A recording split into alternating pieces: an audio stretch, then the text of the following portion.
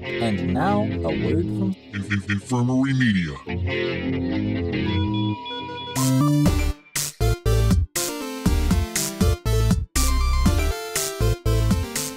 Hey dudes and dudettes, thanks for tuning into this episode of the Be Kind and Rewind podcast. A podcast chock full of everything that is nostalgic about the 80s, 90s, and more. I'm your host, Los, and this is my co-host, Dylan. What up, what up? In this episode, we're a podcast that goes anywhere and does anything to find nostalgic kids having fun as we get into everything about the 90s Nickelodeon game show, Wild and Crazy Kids, and compare it to other favorite Nickelodeon game shows. So, we're getting into this Wild and Crazy Kid style. So this is the show we talked about. You said you've seen some of it, but not too much of it. Recently, yeah. I did watch some more clips. I know it's one of those shows I watched every episode back in the day. I mean, Nickelodeon was heaven. Oh, yeah. No. That was the only kids channel there was. And they had all the game shows that we wanted to watch. So we're going to talk about Wild and Crazy Kids, and we're going to compare it to some of our other favorite Nickelodeon shows. But before we do that, we got some announcements.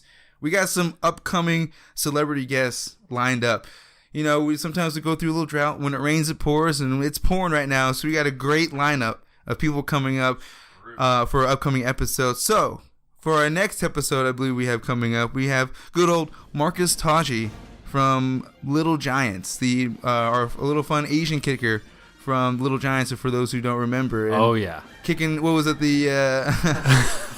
was he kicking the rubber ball through the glasses? The glasses? Yeah, That's how they got recruited? Oh, yeah. It was something like that. And, what a great movie. I can't wait till we watch it and talk to this guy. Yeah, I was excited for him to get back with me, so he's going to be on soon, so we're excited to have him. We're probably going to watch Little Giants at some point, too. I mean, personally and for the show, so I think that's definitely a commentary that's going to have to come up soon. Also, coming up not long after Marcus, we're going to have Shane Obazensky, who played Little Tommy Repeat Timmons in The Sandlot. You mean to tell me that you went home and swiped a ball that was signed by Babe Ruth, and you brought it out here and actually played with it? Yeah, but I was gonna bring it back. But it was signed by Babe Ruth. Yeah. You keep telling me that. Who is she? What? The Sultan of Swat. The King of Crash. The Colossus of Clout. Babe Ruth! The Great Bambino! The Sandlot. So we finally scored a Sandlot guy. We've been talking about it for a while. But good old Shane rocked it out, man. He's like, yes, let's do this. So we're in the middle of scheduling, so we're figuring out when we're gonna get Shane on. But the Sandlot, of course, is on our list for summer movies. It's still technically summer. We're almost No, that's the thing. We're the tail end of it. It just hit August and it goes into September technically, but once the school year starts, a lot of people would consider it fall.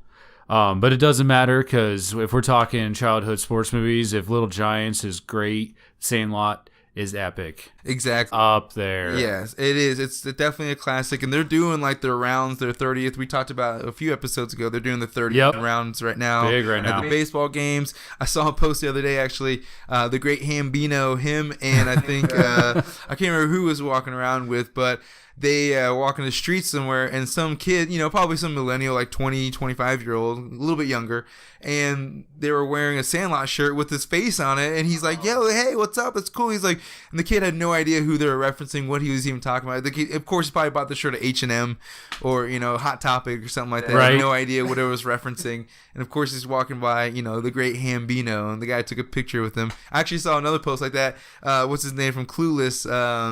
Donald Faison saw a young kid walking with a Turk saw a young kid walking with a shirt on. And she's like, so for some reason this guy wanted to take a picture with my shirt, and he's pointing to himself on the shirt.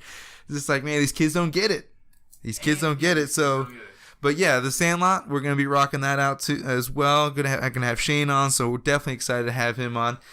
Next one, we got Eileen Graff, who's been in a bunch of stuff since the 80s and 90s. She's from Ladybug. She was Bess. She was Rodney Dangerfield's wife there. She was in Mr. Belvedere. Mr. Belvedere. Which, for those who... This is old school reference. This is like late 80s like sitcom. I forgot which the guy from Major League who did the announcement. He was doing the...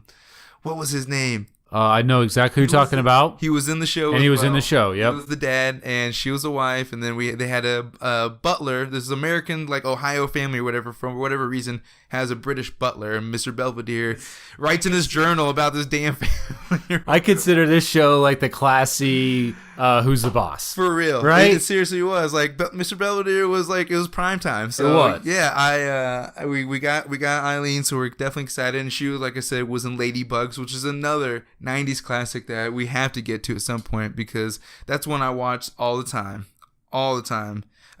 Good old Dangerfield, man. Yeah, I get no respect. No respect, right? Because he did that when he had was it summer school or going. It was going back to school. I think it was summer school. Caddyshack. Yeah. He definitely had a good run there in the late 90s or late 80s, early 90s. So definitely want to get into some Ladybugs. Next one we got, this one's another big score for me as well, is Diane Franklin, who was Princess Joanna from Bill and Ted's Excellent Adventure. Exactly. Another one we've been talking about. Yeah. It's a great classic movie. Keanu. Come on, now he's John Wick. I am an FBI agent. You know, we had Amy Stock on before, who is Missy from Bill and Ted's Excellent Adventure. Hoping to have her back on. To have Diane back on is going to be great too, because there's always potential now with the announcement for the Bill and Ted 3. You know, they haven't announced any casting. They could come back. I mean, they could come back. I know they had two different princesses for each, like one for each movie, but you never know who's gonna get picked to come back as the the old school love. So hopefully Diane's picked, because I'm a fan of hers, and she was also in Better Off Dead with John Cusack and some other good classics. So she's been in some other stuff. So we're gonna talk about those as well. But definitely gonna talk about her experience with Bill and Ted Excellent Adventure. So excited. Definitely pumped for that one. Oh, yeah. And the last one. Oh, yeah. To round out the top 5. We got good old Michael Bauer from Salute Your Shorts, Donkey Lips.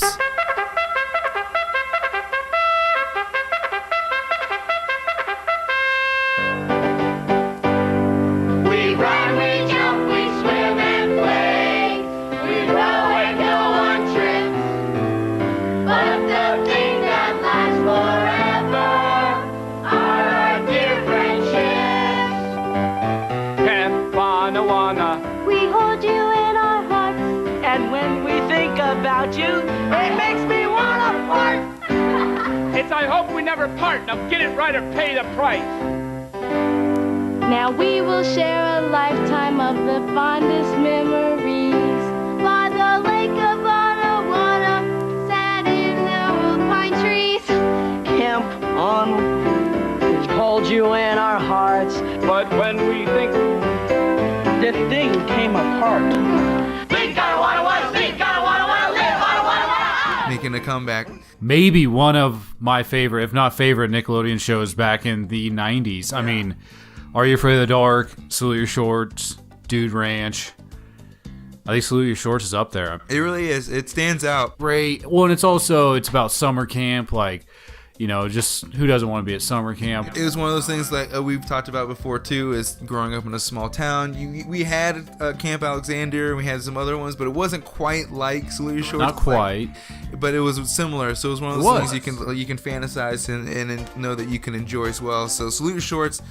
We had Venus DeMilo Thomas, the Telly from Salute Your Shorts on recently, and she was awesome. She gave some great stories about how they got the name Donkey Lips. It's like they all come to the set and they have regular names, and all of a sudden they see, the fat kid has Donkey Lips as his name. They're like, this kid's gonna get known as Donkey Lips for the rest of his life. And I mean, he was cool with it. Apparently, from the beginning, he was chill with it, and he's been cool with it. So yeah, we're gonna talk to him. Still getting some of these things scheduled, but we do have confirmations, so we're excited to get these people on and talk to them very soon. So we'll get those going probably over the next few episodes, so stay tuned for those. We're gonna have a great rest of the year on the podcast. We got great guests so far, and we're doing the on location in Estes Park. I was actually just up in Estes when we were testing at the new Teardrop, and I saw the Stanley. I was like, "Yep, we're gonna be there soon." And I mean, we're waiting October. Is that where we're kind of? We're shooting for that. and I'm not sure. I don't think anybody's ever done this, so this is a first, people. Yeah, we'll see. We are broadcasting from the room that we're gonna. We've expanded it from just the commentary to like premises, walking around the premises. Oh yeah, we're gonna walk around the premise. We're gonna have a decent little video of it too. It's gonna be legit. Oh yeah, so definitely stay tuned for those upcoming episodes. But what we're here for is what Wild and Crazy Kids. Welcome to Wild and Crazy Kids! The show that goes anywhere and does anything to find kids having fun.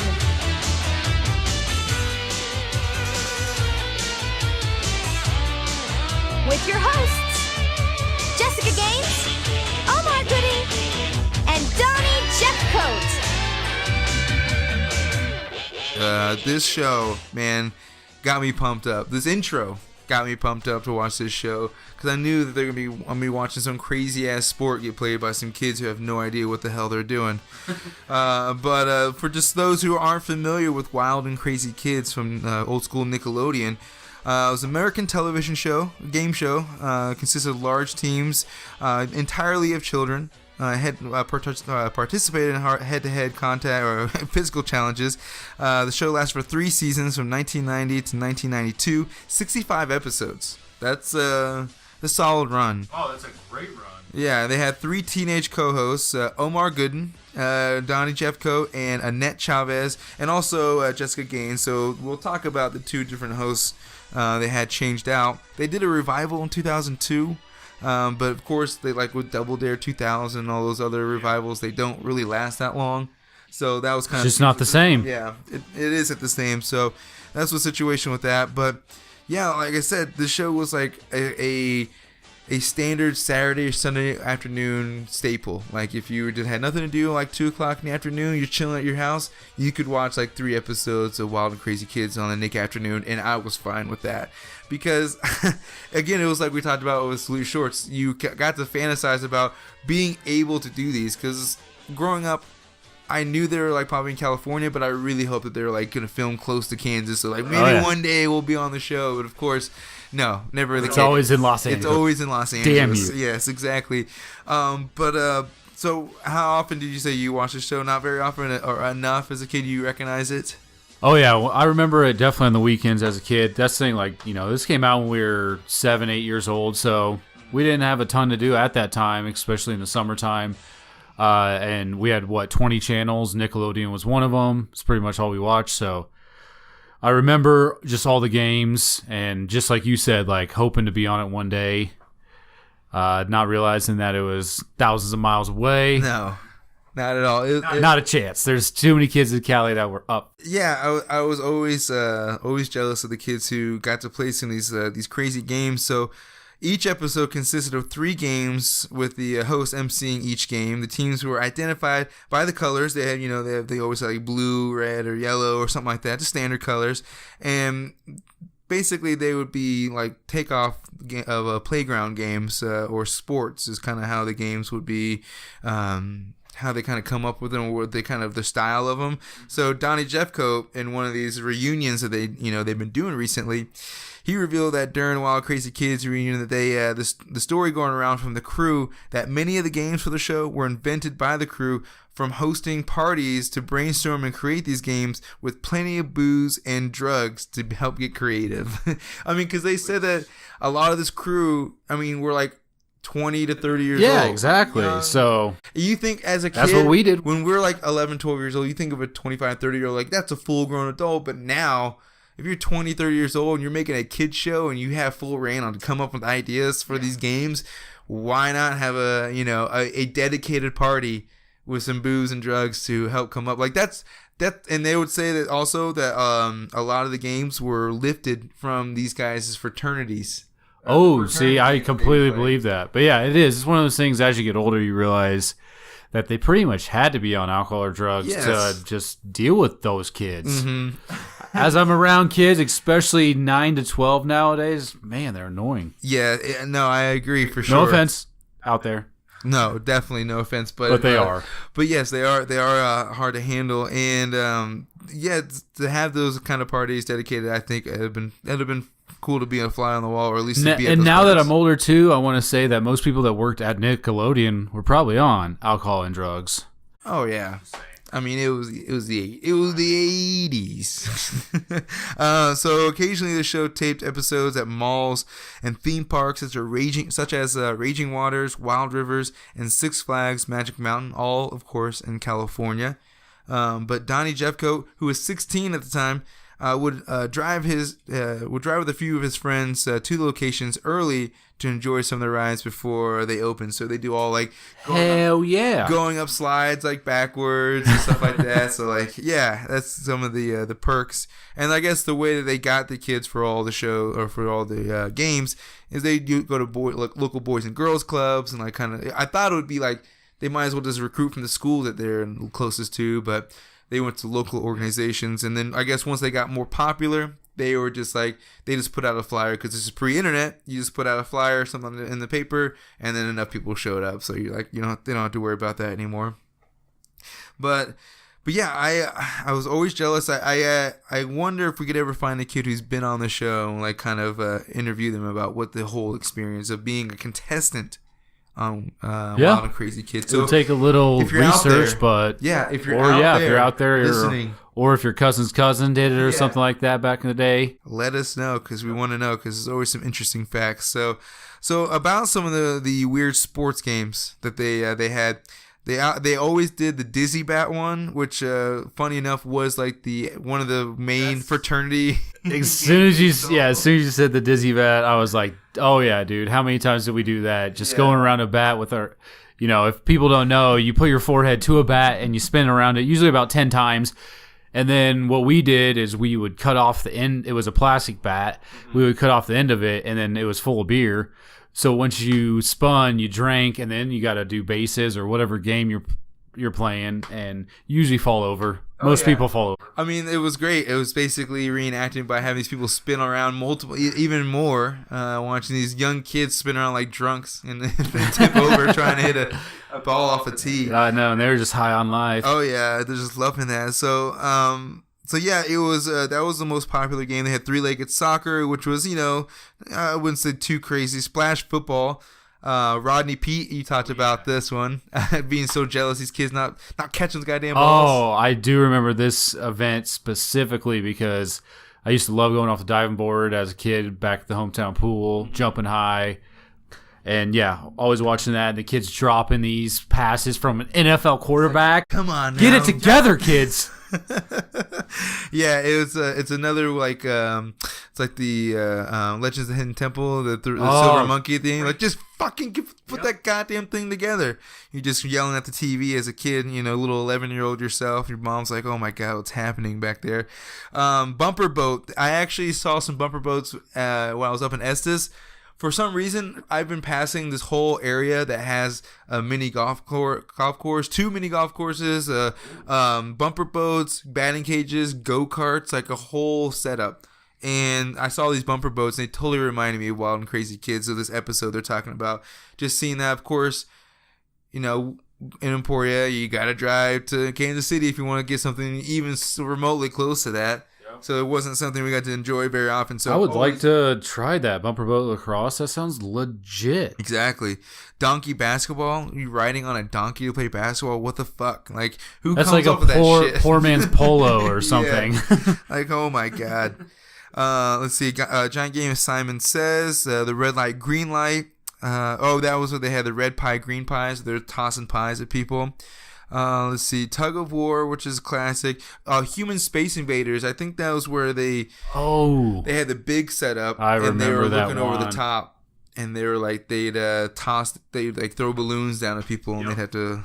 Those are like real memorable ones. Actually, some of my favorite ones. Of course, we talked about the mall with the Salute Your Shorts people. So we'll talk about some guest appearances.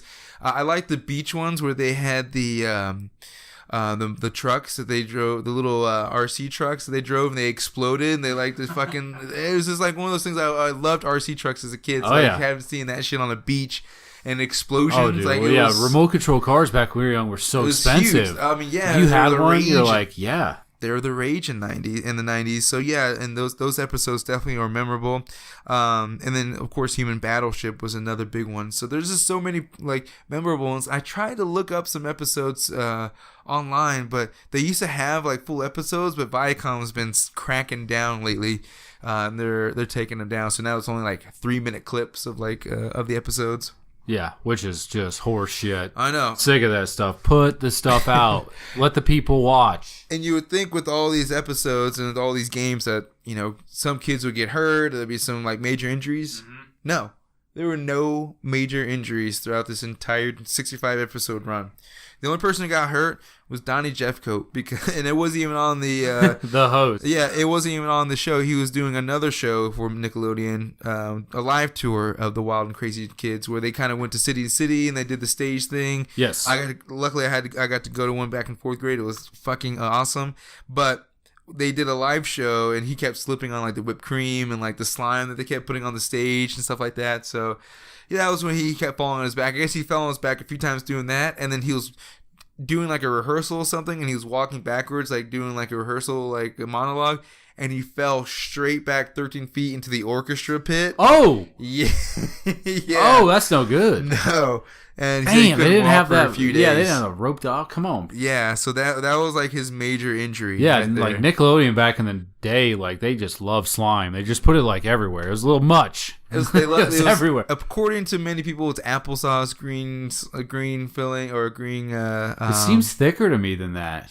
Something else, oatmeal, oatmeal and applesauce. I could see oatmeal. that. The oatmeal would slow it down just a tad. Yeah. Food coloring and something else. There's like another component to it, and they always change consistency to make sure no one knows exactly what it is. But that's pretty much applesauce is usually the base of it at all.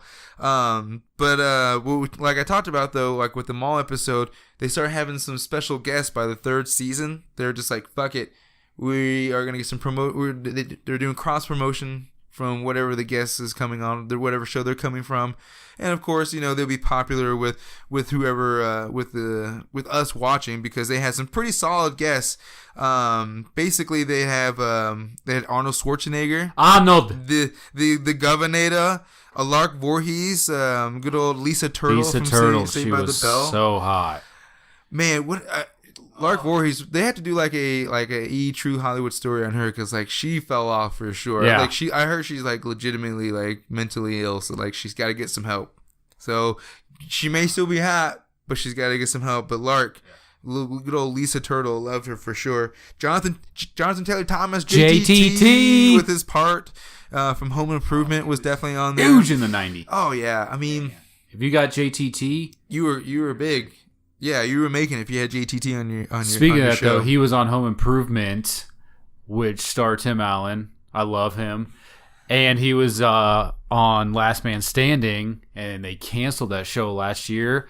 And I heard another channel just picked it up, and they're starting to film new episodes of Last Man Standing. So JTT? I'm bringing it up also because it's based in Denver. And also, yeah, Tim Allen, he runs a sporting goods store here in Denver, and Tim Allen's actually from Denver. Wait, Tim Allen for real? Yes. Or, no.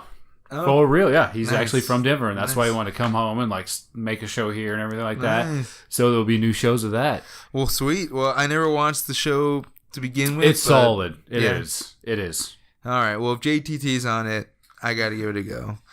So the other people they had, Ashley Johnson from Growing Pains. I don't remember which character she was. And then Michael Fishman, the young boy from Roseanne, was on there. And they had Which we're hoping that's coming back too. What's going on, ABC? It's a possibility. Yeah, let's do that reboot of the reboot.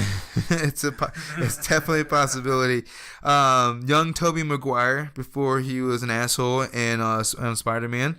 And actually, I think this time he's probably in the Pussy Club or whatever with Pussy Patrol is what it was with good old Leonardo DiCaprio. Yep. Their supposed Pussy Patrol little guy group they had. Yeah, they started young. 92, 93. I don't know if Toby was quite on the scene. I think at this point, when did when Wizard come out? Because he was in that movie, like right around that. Yep. It was like probably early 90s. He's probably on the show because of that, actually.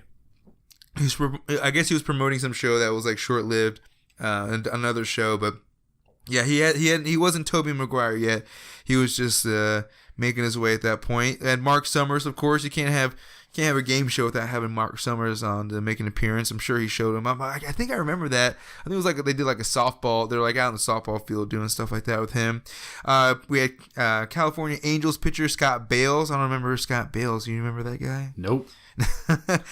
Detroit Lions quarterback. We talked about Rodney Peete. And then we had we talked about the Salute Your Shorts crew. We had Michael Bauer, Venus, and Danny Cooksey, a.k.a. Butnick, with his mullet making an appearance. The Alabama waterfall.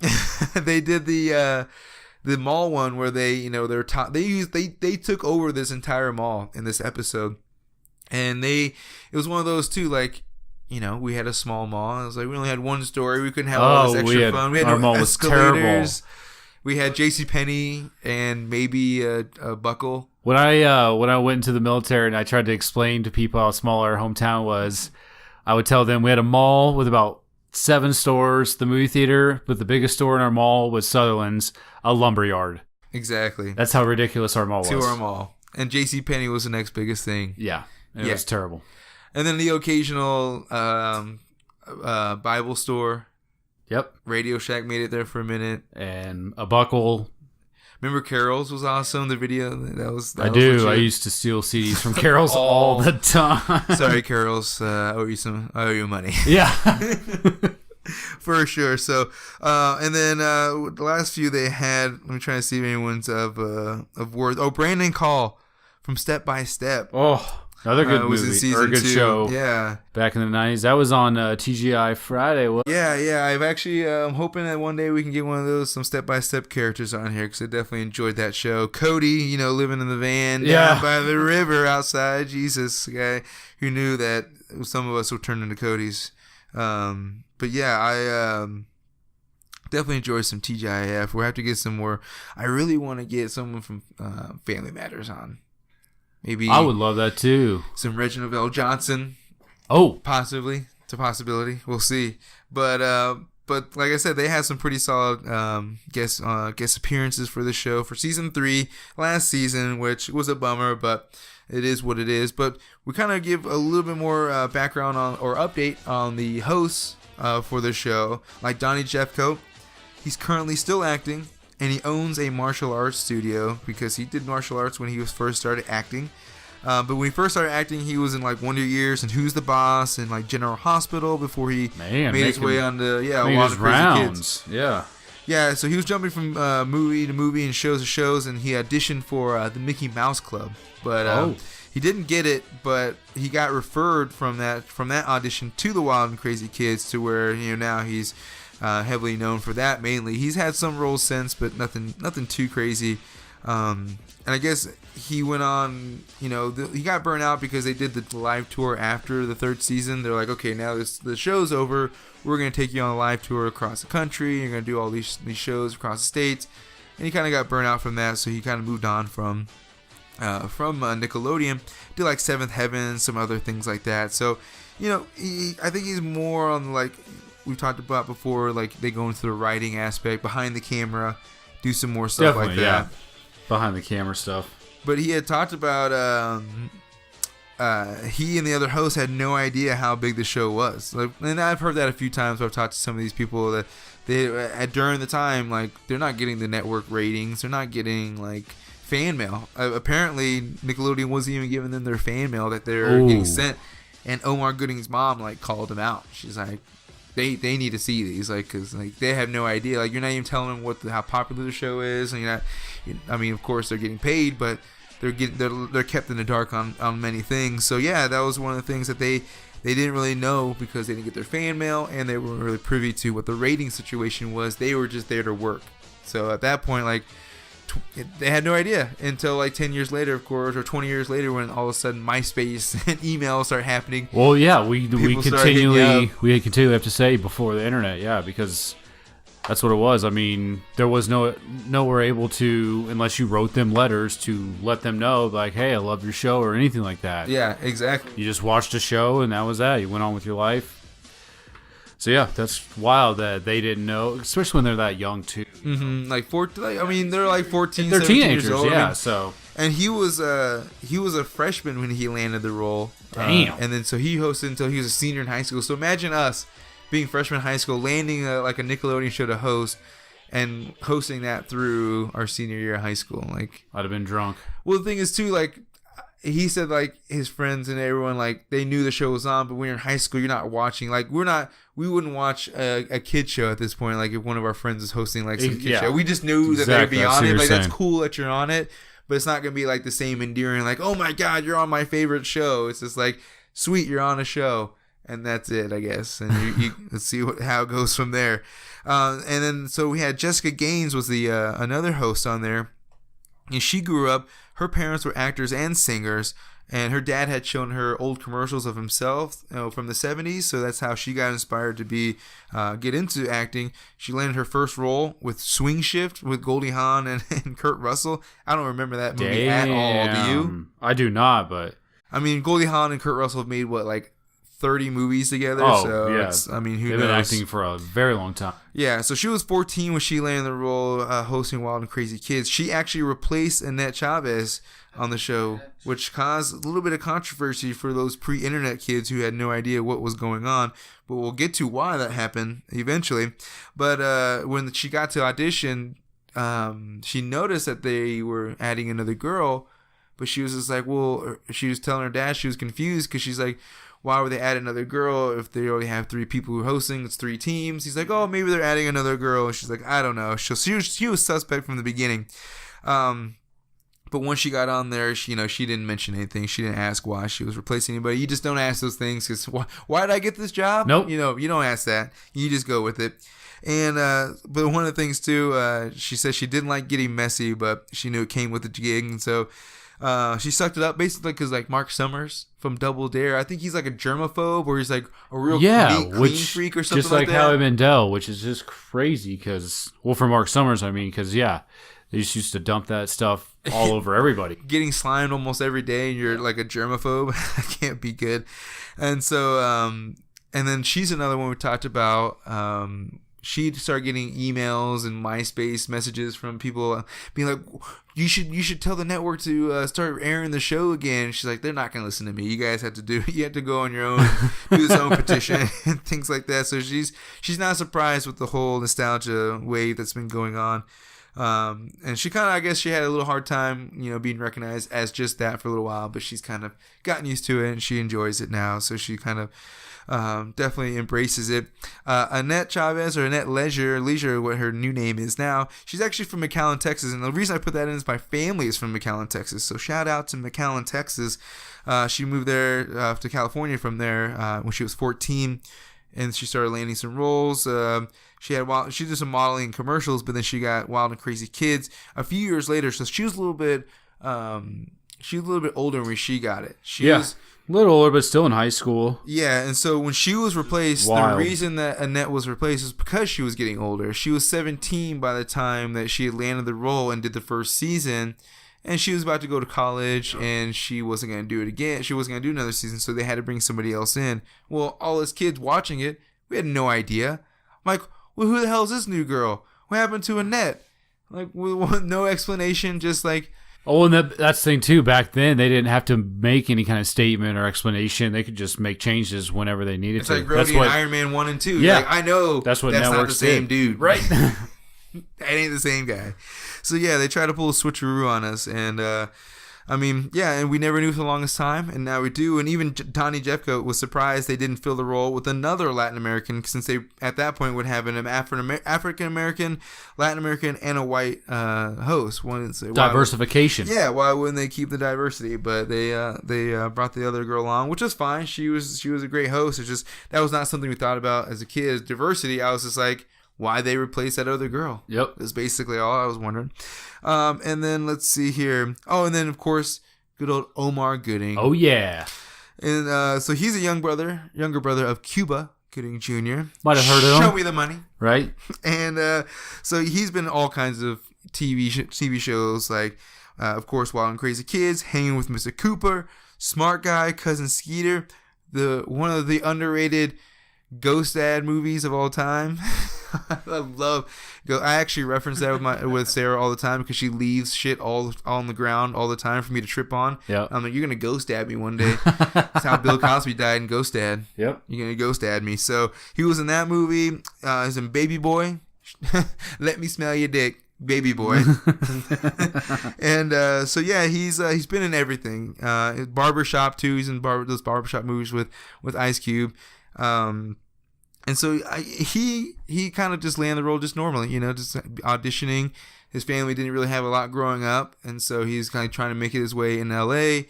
And just audition for the role just like anybody else would, and landed the role just off of his charisma, because he was the favorite. Actually, put a Twitter poll out, and all the listeners had voted for unanimously that Omar Gooding was their favorite Wild and Crazy Kids host. So shout out to Omar.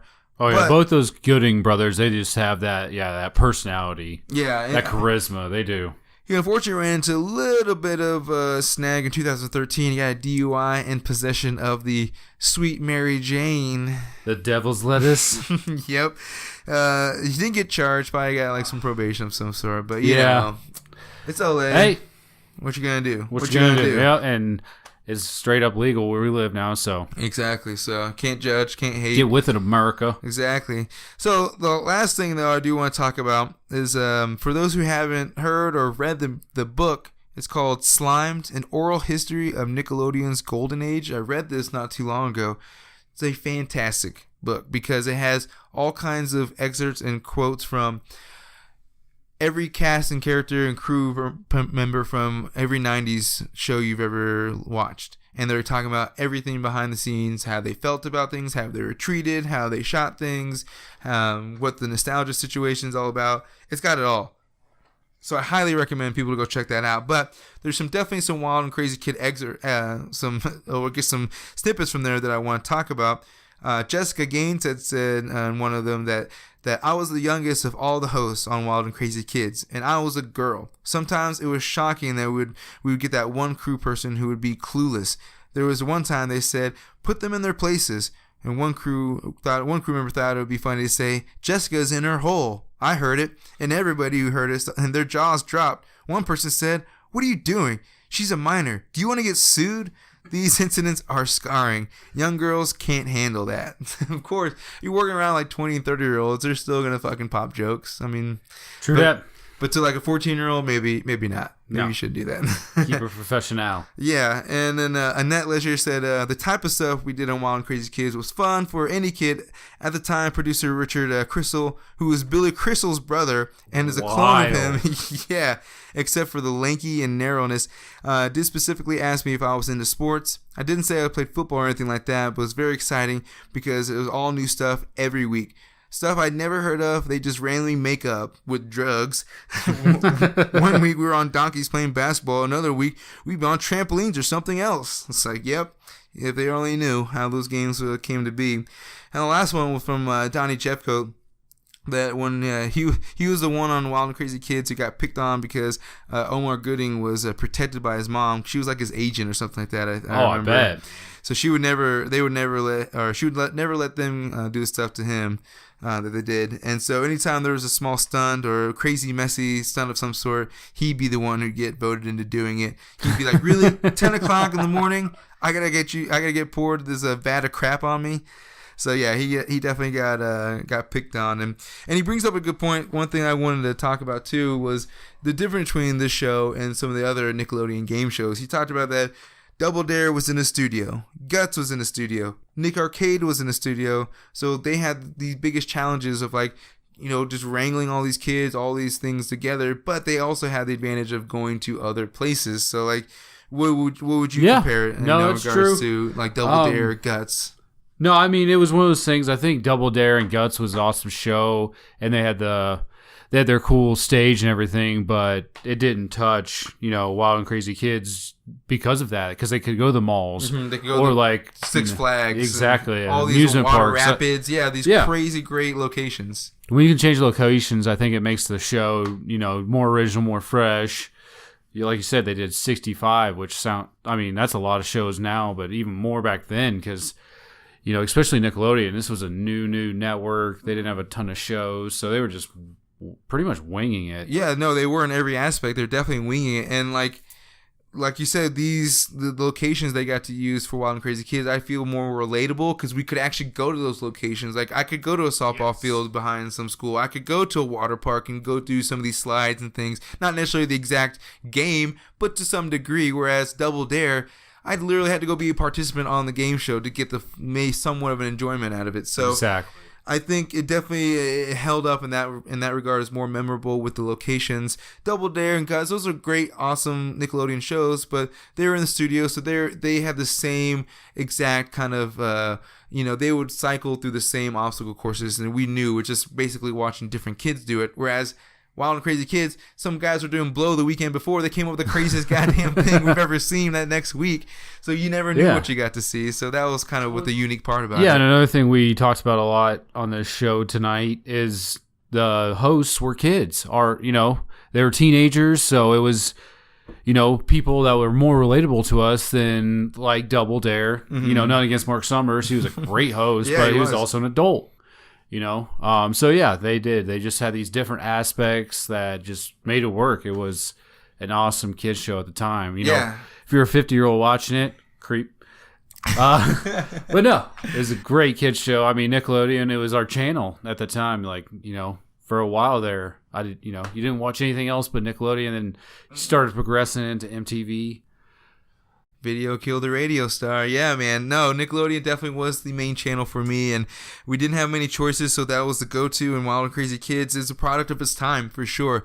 Doing it nowadays, they basically would have to be tearing iPhones out of kids' hands at this point if they'd try to group them all together to try to do some sort of obstacle course or something like that. So it's definitely a product of its time. I loved watching every episode. It was something new, and I knew it would be some sport I never knew how the fuck they came up with it. Now we do, but the mystery's gone. But I hope that they put it out. I haven't seen or really looked, but I wonder if they put it out on DVD or some sort of like digital release of some sort. Cause Man, you would hope so. Why not? It's like Nickelodeon. Exactly. You're gonna make money on it when you put it out. People want to watch it. I mean, we tried Put checking out this stuff out. Yeah, we tried Especially checking it on YouTube. All the platforms now, man. Put it on Netflix, Hulu, any of that stuff. Exactly. Just do it. If they have 12 seasons of Bachelorette on Hulu, you can get 3 Right. seasons of Wild and Crazy Kids. So yeah, I think that was everything I wanted to go over in regards to Wild and Crazy Kids. I mean, I found out some pretty cool stuff that I didn't know about for the show. I looking agree. this stuff up. So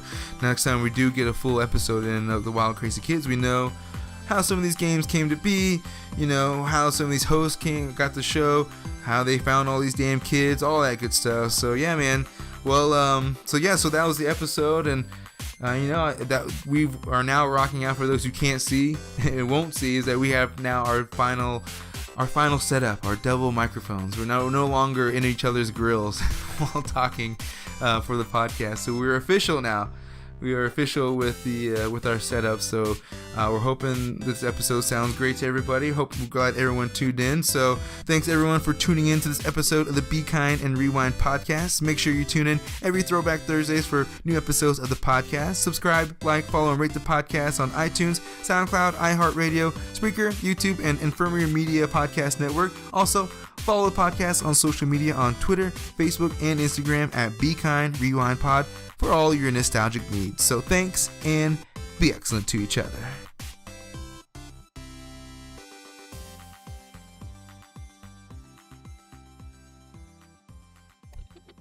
And now, a word from Infirmary Media.